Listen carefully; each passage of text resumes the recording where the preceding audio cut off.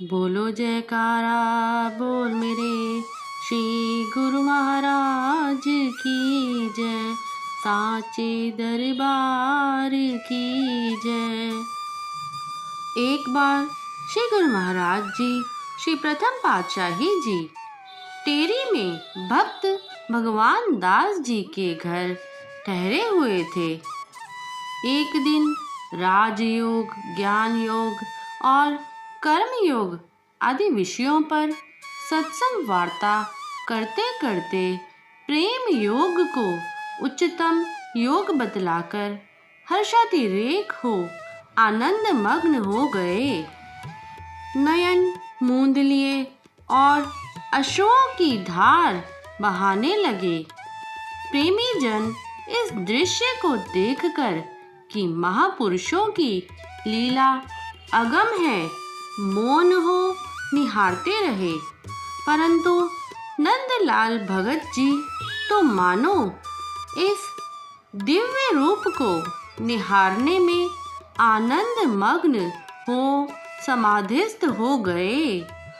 कुछ समय पश्चात आपने नेत्र खोले और अपनी पूर्ववत अवस्था में प्रवचन आरंभ कर दिए। सभी भक्तजनों का ध्यान बार बार उस भक्त जी की ओर खिंचता चला जा रहा था कि वे अभी तक समाधि अवस्था में ही बैठे हुए हैं।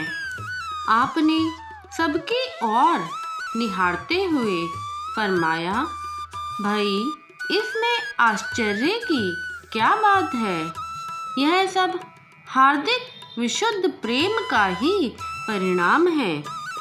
भक्त अमीर चंद ने उठकर विनय की, दाता दीनदयाल जी, हमने इस प्रेमी को कभी भजन ध्यान करते हुए नहीं देखा, तो इसे समाधि अवस्था कैसे प्राप्त हो गई?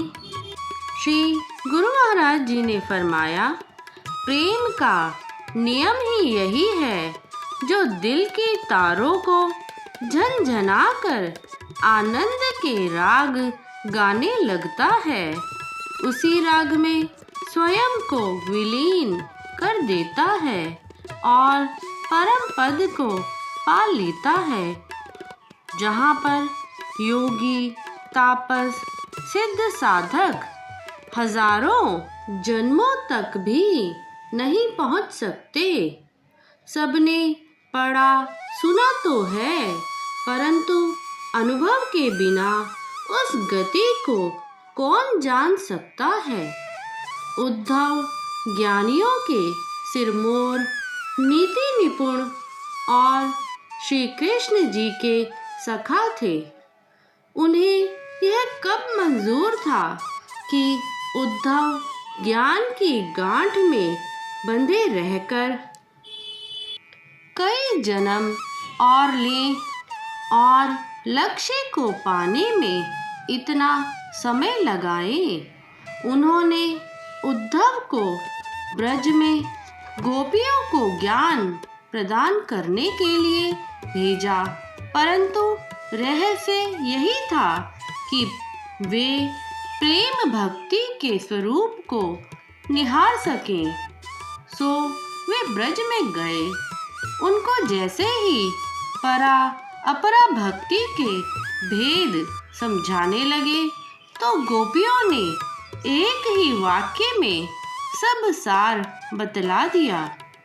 कान्हा भय प्राणमय, प्राण भय कान्हामय, हे मैं न जानी परे कान्हा है कि प्राण है।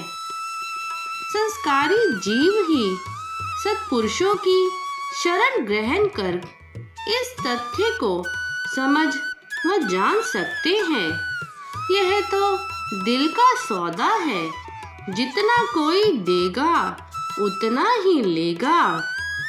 श्री गुरु महाराज जी ने कहा, भगत जी, यह इसके हार्दिक विशुद्ध प्रेम का ही परिणाम है। घर गृहस्थी के कार्य व्यवहार करता हुआ भी यह हमारे ध्यान में विभोर रहता है। जब दिल दर्पण बन गया तो उसमें प्रतिबिंब नजर आएगा ही।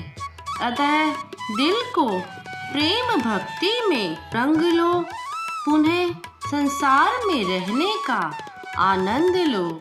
यही जीवन का सार है और यही जीवन का लक्ष्य है। भक्त जी ने श्री चरणों में दंडवत कर प्रेम भक्ति की भिक्षा मांगी। श्री परमहंस दयाल जी ने मुस्कुराते हुए आशीष दी।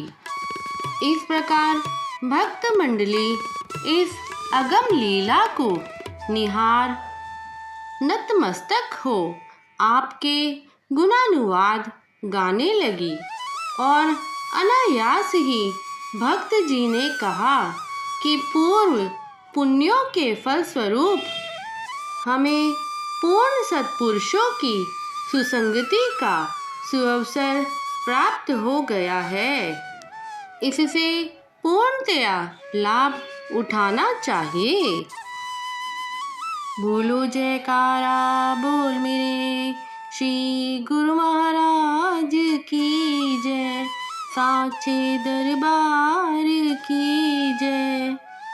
सौभाग्यशाली गुरुमुखों, आज का ये वीडियो यदि आपको अच्छा लगा हो तो इस वीडियो को लाइक कीजिए, ज़्यादा से ज़्यादा इसे शेयर कीजिए और यदि आपने अभी तक इस चैनल को सब्सक्राइब नहीं किया है तो प्लीज़ इस चैनल को सब्सक्राइब कीजिए और कमेंट में जय सच्चिदानंद जी ज़रूर लिखें। जय सच्चिदानंद जी।